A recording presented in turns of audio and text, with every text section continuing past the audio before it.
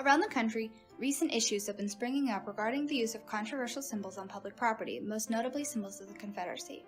Schools and universities have been renaming institutions that were previously named after prominent supporters of the Confederacy and taking down symbols like the Confederate flag. These actions have sparked conflict, with protests and counter-protests erupting all over the country.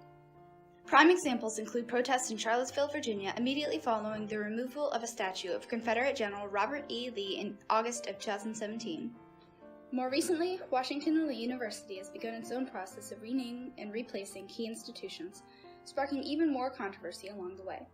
In this video, we will be observing WNL to find out more about the conflict in question, student opinions, and how it has affected this prominent university. Okay, Paul. It's all you, Garrett. There you go. One of the major changes WNL is making is renaming two different buildings. The new Chavis Hall, previously Robinson Hall, is now named after John Chavis, the first black person to graduate college in America. Chavis Hall was originally named after John Robinson, who donated a number of slaves to the university in the 1800s.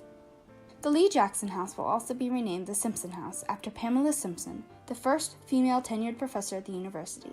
She died in 2011. Yeah, that's a good thing. Definitely a good thing. I think that it's progressive, which is good. Maybe if there's less of those controversial statues or paintings, then people will be less likely to commit hate crimes or anything like that. I think it's good that they're renaming them. The way that WNL chooses to name their buildings is part of how they brand themselves, and so if they don't want to brand themselves as the Robert E. Lee School, then that's fine. Yeah, I don't know, I agree with that. I think that if they decide not to rename them, they should have a plaque on the pictures and on the buildings that acknowledges the part of history that kind of gets wiped out if we just keep the names, Robert E. Lee and the others, the other Confederate generals. I think we need to acknowledge both sides. And what part of history would you say that is? The racist, Confederate part of history. I think it's fine. I think since WNL is trying to be a little more progressive, I think this is a good step in the right direction. So I'm fine with it. Yeah, I think it's fine, and WNL as a whole, I don't think can change their name, but I think that these little steps can try to help rebuild their image. I feel like a lot of people go to WNL who don't like that kind of stuff, And some people are sensitive to that stuff, and I think it should be changed. You should be aware of that. But it should be remembered. Yes, it belongs in a museum. Most people interviewed at RCHS believe the statue should be renamed. Some, however, were on the fence.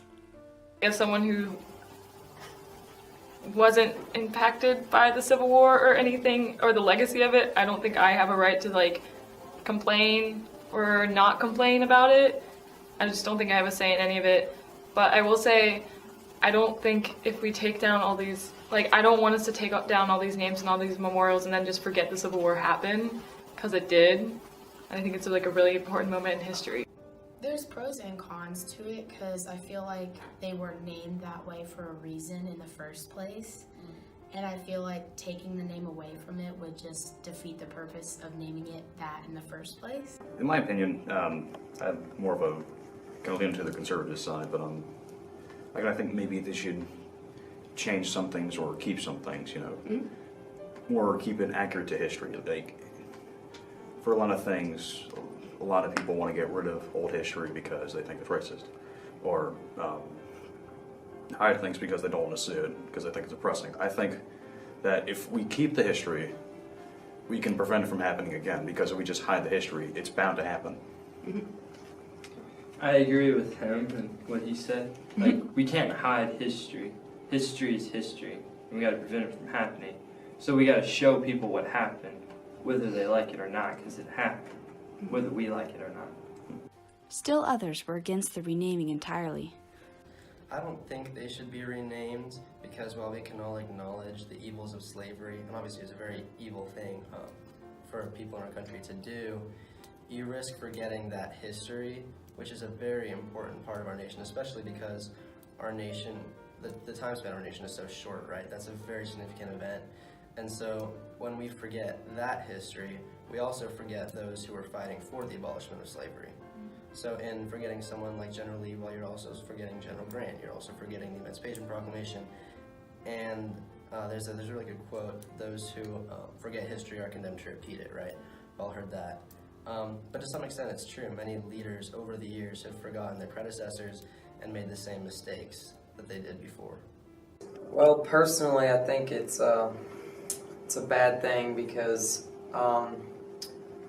they're changing a lot of the names from Confederate, like, war generals, right, to just other people. I mean, I'm sure those other people did great things, but I think that it's important to remember the kind of history and heritage that was in Lexington, which is what a lot of these generals are associated with. And I think that they kind of have a bad connotation, as the Civil War was definitely fought over, like, slavery, but that's not necessarily what all these generals were believing in, and they just stood for maybe more of a political side of the Confederacy. I don't think that renaming is necessary. I feel like I can see that people would take offense in a name being put on a building for somebody that had fought for slavery, and I know there's the whole issue of slavery versus states' rights, but a lot of the states' rights was about slavery. Well, they've been there for years. Why you want to rename it, that's kind of disrespectful for all of them, because they helped us get where we're here today. I think renaming them, well, I think it's done with good intentions. I don't think it does anything to further progress rights or privileges of black people, those whose ancestors were enslaved. I don't think it empowers them in any sort of way. I feel like what happened in the past, I mean, there's no black person alive right now who has ever been in the fields enslaved, right? It doesn't affect you personally in that way. And so you're acknowledging the past, but again, you acknowledge it and you move on. For an expert's opinion, we interviewed Professor Ted Delaney, who teaches at WNL. My name is Theodore Carter Delaney. I am a professor at Washington Lee University. My field is American history. Mr. Delaney is a prominent professor at the university and specializes in Confederate history. He was one of the few who had a hand in renaming the buildings. I was on the commission that President Dudley appointed the year before. And one of our recommendations was that that building be renamed, but we did not suggest a name. The thing that was behind our reasoning is that the man who bequeathed slaves to the college upon his death in 1828, John Robinson, seemed to me the whole idea of bequeathing slaves to the college was a problem, and this was one of the few institutions that actually owned slaves. And that building is not only named for John Robinson, who bequeathed the slaves to the college, but there's the obelisk on campus. It's right in front of Tucker Hall, the last building, that white obelisk, marble thing that has a point on top. That is also not only a commemoration of John Robinson's gift, but his mortal remains are inside of that thing. What I personally would like to have seen happen is the community have been involved in changing the name of the building. The one thing that you should know is that colleges have been changing names of buildings for years for a completely different reason, because it's a way of raising money. This kind of thing is not unusual when fundraising is involved. One summer when I was a graduate student, I remained at William & Mary working in the Special Collections Library, and my assigned task, was to catalog the blueprints for the various buildings. Cataloging those blueprints was a nightmare because those buildings had changed names so many times. And the reason they had changed names is there was some guy who came along who was very rich who wanted his name on a building. And so if the person that the building had been named for was long dead, well, just take his name off the building and put somebody else's name on.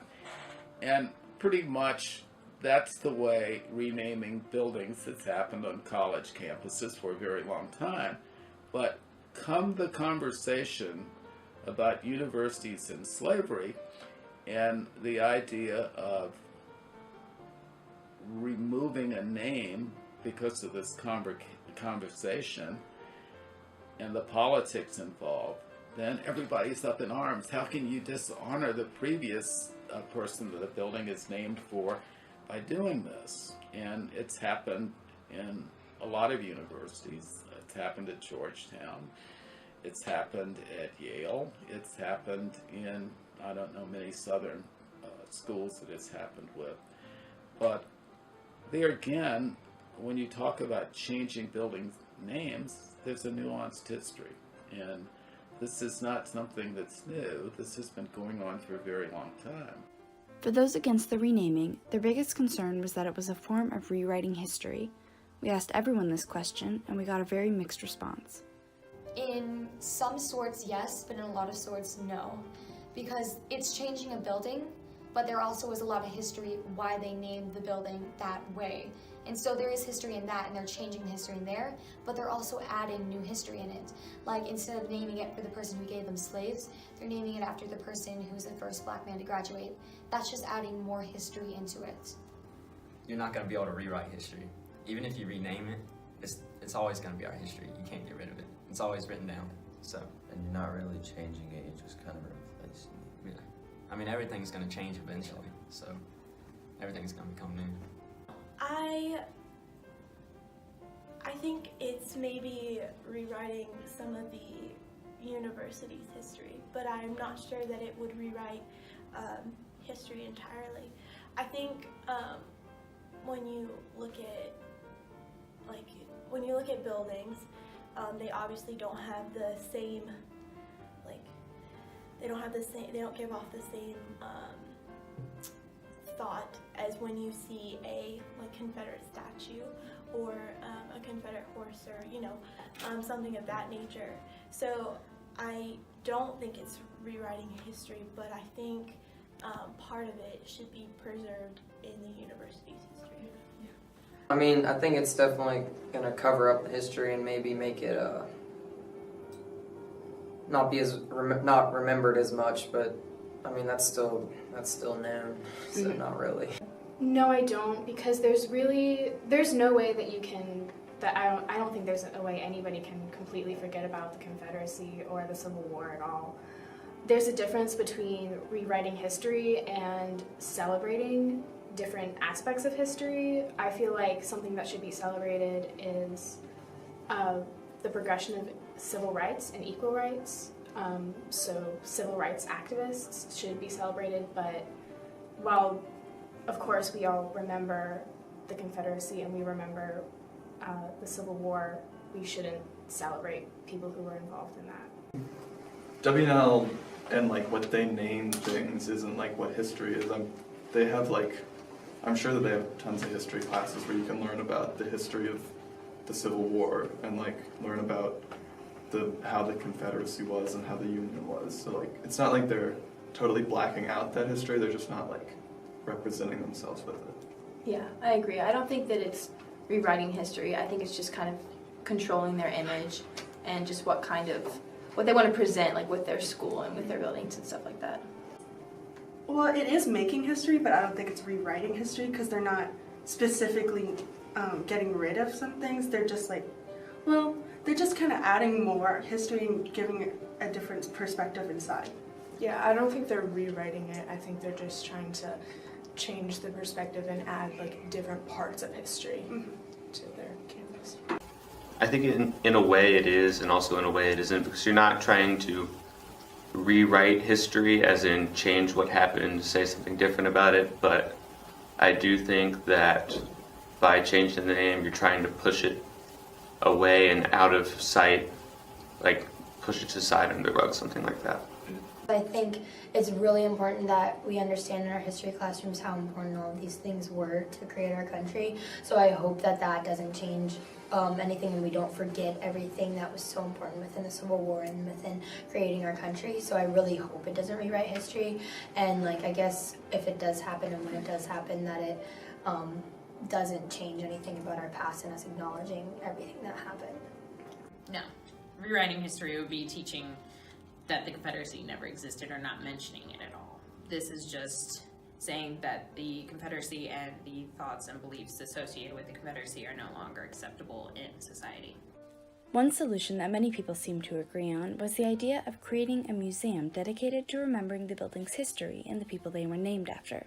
This is one easy way of appealing to both sides of the argument. I think that a lot of people were deeply troubled by the names of the buildings, and I think that the nature of the argument, because of the nature of the argument, we should favor those who feel strongly for renaming the buildings as opposed to those who feel strongly against renaming the building. I think there's more at stake for them. Yeah, I don't think it really has a huge impact on anyone's life, but it's uncomfortable to be celebrating people who have like fought for slavery and racism. So I just don't think we need to, honor those people. I would say, wait, can I say something? I would say that the rewriting history thing is kind of a weird false choice, because it's the idea that if we take down statues or rename things, we're forgetting about what happened, when in reality I think we're recontextualizing it in a way that is more accurate. So not just because we stop celebrating certain people does not mean we pretend they never existed, is what I would say. And about that. we don't have any Revolutionary War statues, but everyone knows about the Revolutionary War and the heroes of the Revolutionary War. Yeah. I also think there are other ways to remember the history of these universities other than naming buildings after them. I know that in at least one of the buildings on the Colonnade, they have a hall with George Washington memorabilia and stuff like that. And I think sort of establishing a museum in that way might be a more effective way of preserving the history that a lot of people care about without inflaming others so much.